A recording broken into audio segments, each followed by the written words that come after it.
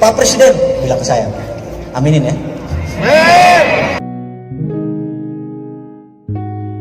Ku teringat hati yang bertabur mimpi, kemana kau pergi cinta. Perjalanan sunyi engkau tempuh sendiri, kuatkanlah hati cinta.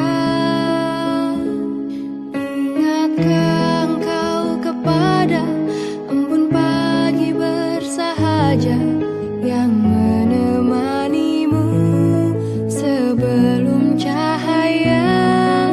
Ingatkah engkau kepada angin yang berhembus mesra yang kan membelaimu cinta? Apa yang terjadi peta tahun 1900? Bentuknya kayak apa? Mulai bingung kan? Lupa pelajaran sejarah.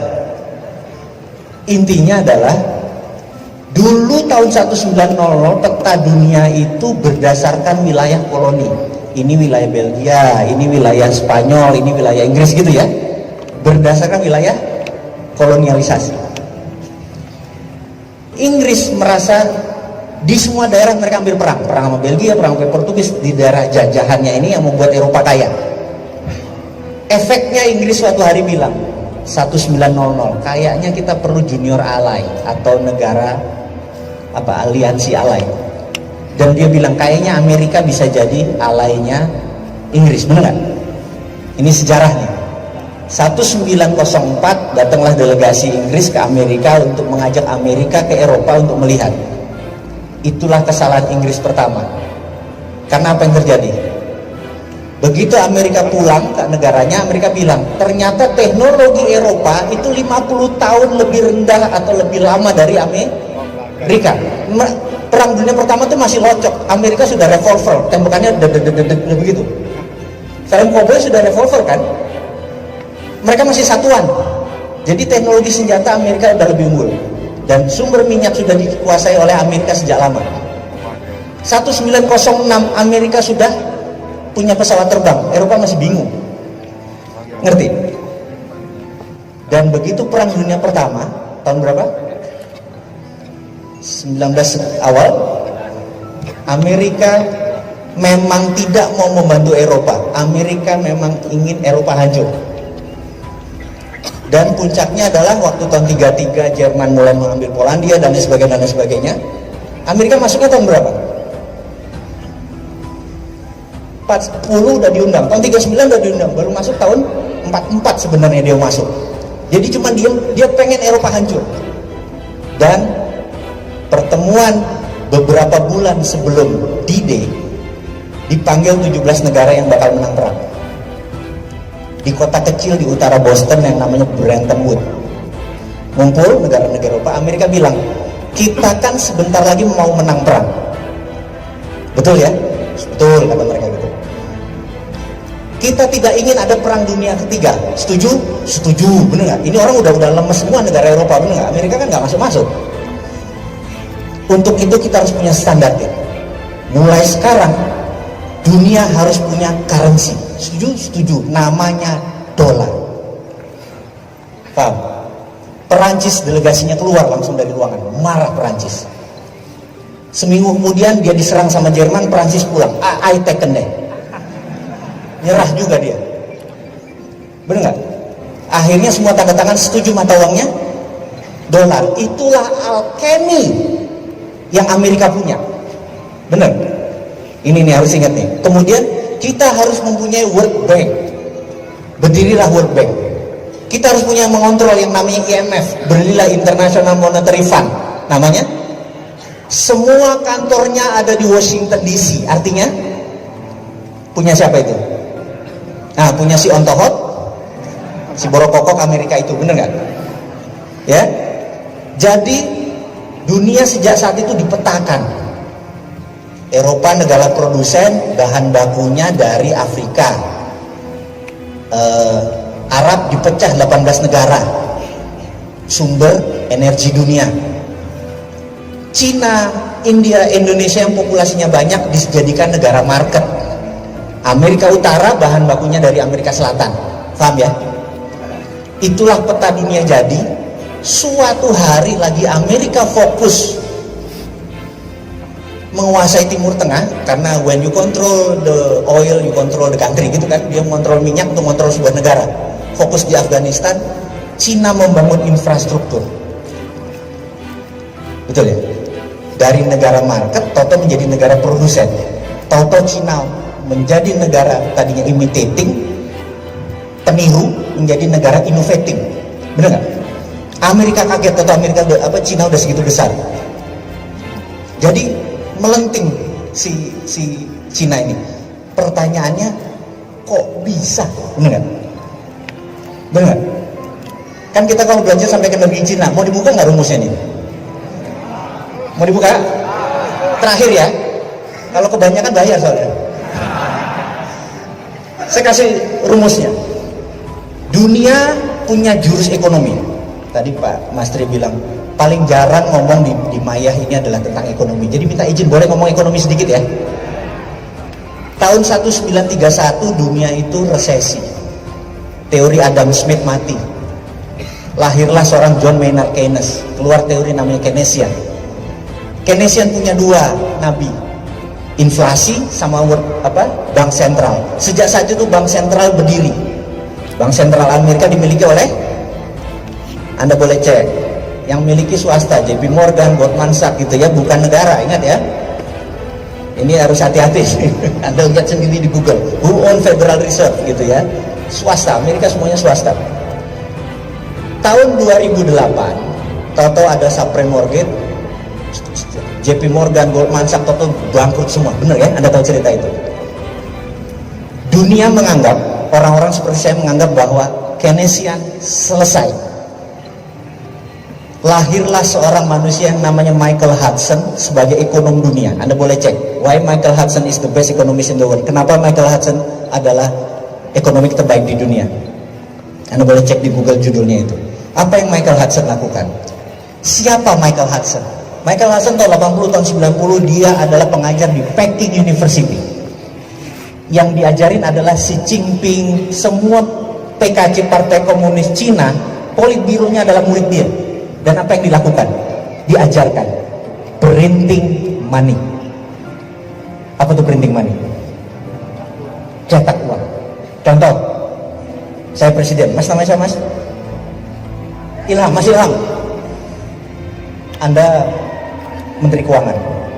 Mas siapa namanya? Mas Danang ya. Pak Presiden bilang ke saya, aminin ya. Kita pengen buat 1 juta rumah. 1 juta rumah, perlu berapa? 100 triliun gitu ya. Saya bilang, Mas Ilham, 100 triliun print Mas. 100 triliun kasih dia. Apa yang ada di kepala Anda? Inflasi. Anda masih Keynesian, nabinya masih sana. Di kepala Hudsonian gak ada inflasi. Kenapa gak ada inflasi? Print 100 triliun, kasih, nanti orang gak usah pakai bunga, bayar utuh, begitu balik uangnya ada langsung bayar, begitu masuk Mas, bakar duitnya. 5 tahun kemudian barang ini jadi, orang beli tanpa bunga, kemudian uangnya masuk lagi ke negara, dibakar. Inflasi nggak? Underlayingnya adalah 1 juta rumah tadi, betul. Jadi Cina punya 2 mata uang, satu renminbi, satu yuan. Renminbi itu dicetak suka-suka dia selama ada proyeknya, paham? Mulai paham? Dia nyetak apapun cetak aja, bener nggak? Dan dia bikin, karena itu tahun 90-an, tahun 2000 dia cetak segede-gedenya, punya 2 mata uang, dan renminbi nggak pernah keluar, yuan keluar. Yuan pakai peraturan internasional, nyetak duit harus pakai dolar atau emas. Tapi renminbi dicetak berdasarkan project, itu underlyingnya. Inflasi nggak? Tidak. Setuju ya? Itu teorinya Hudson. Lalu gimana yuannya supaya kuat? Gimana caranya? Gini caranya. Ini kita Cina nih, kita kirim Mas Fatul. Anda, ini Indonesia nih sekarang, kita pemerintah Indonesia. rupiah kita supaya kuat gini. Kamu pergi ke Papua Nugini, cari orang di sana siapa yang calon pemimpin. Kayaknya di sana ada lurah, ada wali kota yang mau jadi presiden. Pepet. Contoh dia. Cari orang yang dekat yang bisa mempengaruhi dia. Anda cari mas, setahun kemudian, oh ini bekas dubes nih, oh masuk ke sana, oh ini orang kayaknya deket, pepet. Bilang, kerjain semua proyek, pokoknya uangnya ada, pokoknya lo kerja aja gitu ya, contoh dia. Ke Papua Nugini. Jangan senewan dulu pak. Kemudian Papua Nugini punya proyek 100 billion dolar, bener nggak? Oke, 100 billion dapat ya, 100 billion. Ini intelijen kita nih, namanya infiltrasi masuk ke negara Papua tadi. Namanya siapa? Namanya Larry pak, orang yang dekat itu pak. Sekarang tadi wali kota, sekarang udah Perdana Menteri pak. Oh siap, gitu kan? Oke, 100 billion tadi kita print rupiah, Krakatau Steel nyala, pabrik bata nyala, semua nyala. Kita bawa ke Papua Nugini utuh. Barang Indonesia gak boleh ada pegawai Papua Nugini kalau perlu, bener gak? Begitu barang jadi, balik lagi, Papua Nugini bayar kita pakai dolar, bener nggak? Begitu dolar masuk, rupiahnya yang sama dibakar. Naik nggak nilai rupiah? Ngerti nggak? Udah mulai paham? Indonesia nggak pernah digituin. Indonesia negara yang kuat, setuju ya? Nggak ada itu. Itu Papua Nugini. Yang goblok itu Papua Nugini, bener nggak? Setuju ya? Anda udah mulai mikir nih kayaknya. Ini revolusi nih. Udah mulai kebayang, begitu kita tidak ngerti cara ngelola negara, kita dikerjain oleh negara lain. Setuju ya? Nah, terakhir Bapak Ibu, sebenarnya untuk membuat negara ini jalan, rumusnya cuma 2. Kalau Mas Fatur Anda jadi presiden Mas, 2 aja kebijakan Anda begitu hari pertama Anda jadi presiden. Nomor 1, buat kepres ke peraturan presiden, siapa saja yang ngeluar uang ke luar negeri tanpa beli barang apa segala macam, penjara 2 tahun Mas. Itu namanya flight capital. Betul ya? Keputusan kepres kedua, mulai hari ini jam 24.00 bunga deposito 0. Mas, kalau Anda punya 1 triliun, setiap tahun Anda dapat 50 miliar, betul ya? Toto jadi 0, kira-kira apa kepalamu pikirnya? Apa yang kamu pikirkan kalau deposito bunganya 0? Kalau keluar, tangkap, bener nggak? Akhirnya akan menjadi usaha di negara sendiri. Ini di Mayah yang punya usaha, langsung gue invest ke tempat lo, bener nggak?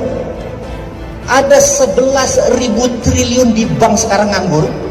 Dalam 1 malam keluar, ekonomi Indonesia maju nggak? Syariah nggak bangsa ini? Berkah nggak? Nggak ada riba? Betul nggak? Udah nggak ada riba, berkah, ekonomi maju dalam semalam, bener nggak? Gitu aja kok repot bener. Bapak Ibu mohon maaf jika ada salah. Terima kasih buat waktunya. Wassalamualaikum warahmatullahi wabarakatuh.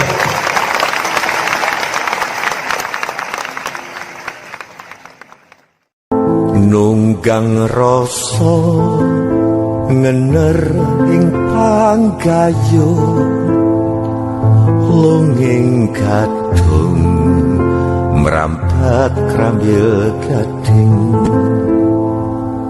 kekondewi teng rasa pangrasa asa antukrihu syai'an wa huwa khairul lakum wa asa tuhibbu syai'an wa huwa syarrul lakum. Gusti Allah sampun ngendika pokoke sing rumangsamu elek ki jebul iso malah manfaat kanggomu, apa sing rumangsamu apik ki iso malah nyelakake kowe. Innahum yakiduna kaida. Allah bersabda, Allah berfirman, itu orang-orang yang memusuhiku itu sedang menciptakan sistem-sistem besar di dalam dunia global untuk menipuku, kata Allah, dan aku adalah ahli menipu di dalam segala hal. Wa akitu kaida, aku juga akan menipu mereka. Famahilil kafirina amhilhum ruwaida. Silakan mereka meneruskan, akan saya kasih waktu sedikit lagi. tapi setelah itu mereka akan mengerti kekuasaanku yang sebenarnya. Kira-kira seperti itu.